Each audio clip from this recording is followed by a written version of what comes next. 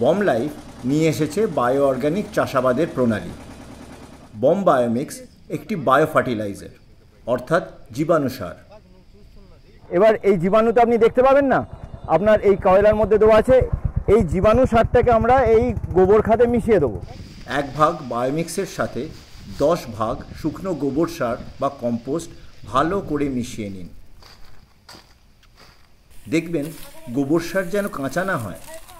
আমাদের সার ইউজ করলে আপনার ইউরিয়া, পটাশ, ডিএপি এসব যে দেন, ওই একটা কিছুও লাগবে না। নতুন ফসল রোপণের আগে জমিতে এই মিশ্রণ পরিমাণ মতো ছড়িয়ে নিন। সবজি ইত্যাদির ক্ষেত্রে চারা লাগানোর স্থানটিতে প্রয়োগ করুন।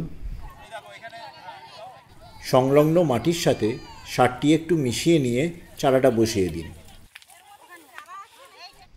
ফল গাছের গোড়াকে ঘিরে প্রয়োগ করে মাটিতে ভালো করে মিশিয়ে দিন। এই জীবাণু সার আপনার গাছের জন্য পর্যাপ্ত এনপিকে সরবরাহ করতে সক্ষম। इसमें क्या लिखा है? Bomb shield. क्या लिखा है? Bomb shield. शील्ड का मतलब क्या है? कवच। নতুন ফসল রোপণের আগে বীজ বা চারার শোধন করা বিশেষ প্রয়োজন।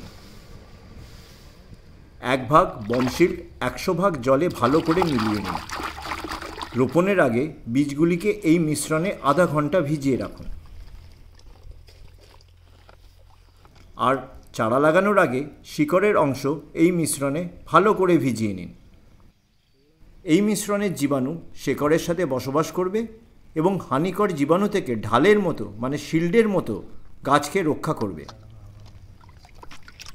বম লাইফ বায়ো অর্গানিক সমাধান কেঁচো এবং মৌমাছি জাতীয় মিত্র কীটের জন্য সম্পূর্ণ নিরাপদ।